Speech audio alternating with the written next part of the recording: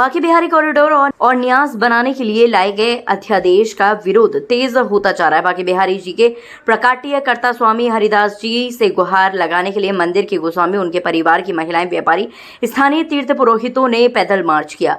बांके बिहारी मंदिर से शुरू हुआ ये पैदल मार्च निधिवन पर जाकर खत्म हुआ। बांके बिहारी मंदिर से एक पैदल मार्च निकाला गया।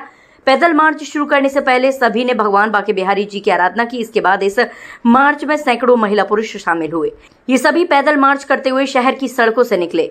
कॉरिडोर और न्यास बनाने के लिए लाए गए अध्यादेश के विरोध में गोस्वामी परिवार की महिलाएं तपती धूप में नंगे पैर पैदल मार्च पर निकली। इस दौरान रास्ते में जगह जगह व्यापारियों ने पुष्प वर्षा कर पैदल मार्च कर रहे लोगों का स्वागत किया और विरोध में सहभागिता दिखाई। करीब 3 किलोमीटर पैदल चलकर ये सभी भगवान बांके बिहारी जी के प्रकाट्य स्थली निधिवन पहुंचे। वहां उन्होंने स्वामी जी रक्षा करो के साथ प्रार्थना भी की, जिससे जो कॉरिडोर अध्यादेश रूपी राक्षस ब्रज में घुस आया है उससे ब्रज के लोगों को बचाया जा सके। आज जो रैली निकली है ये बांके बिहारी जी के जितने भी सेवायत गोस्वामी हैं, मातृ शक्ति है, यहाँ के जितने व्यापारी हैं, जो लोग इन कॉरिडोर पर जैसे ब्रजवासी जो कॉरिडोर की जद में आ रहे हैं, उनके द्वारा ये रैली इसलिए निकाली गई कि केवल बांके बिहारी तक सीमित नहीं रह गया ये कॉरिडोर और अधिग्रहण। इसकी छाया 197 मंदिरों तक भी पहुंच गई है जो पूरे ब्रजमंडल के हैं।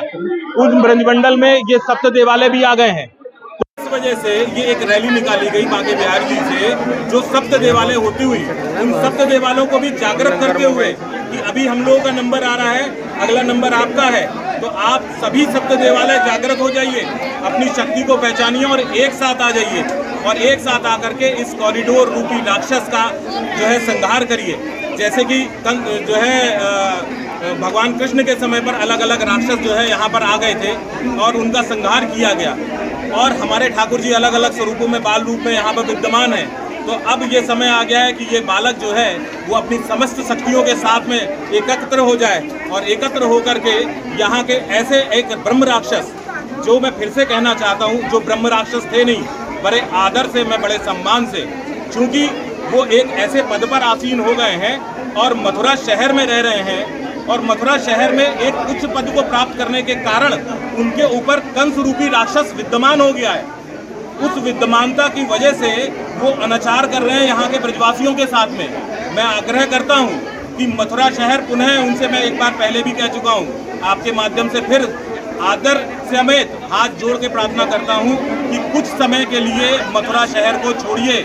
पूरे ब्रजमंडल में, वृंदावन में, जहाँ भी आपको जगह मिले, कुछ समय इन ब्रजवासियों के साथ वहाँ व्यतीत करिए।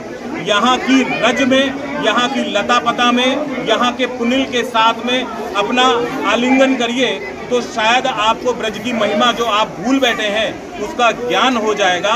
कोशिश करिए, कोशिश करेंगे तो सफलता ज़रूर मिलेगी। हमारी जो है शुभकामनाएं आपके साथ हैं। हम आपके लिए ठाकुर जी महाराज से प्रार्थना करते हैं कि आपको सद्बुद्धि मिले और बहुत जल्दी आपको ब्रजवास मिले, आपको कंस की नगरी में ना रहना पड़े।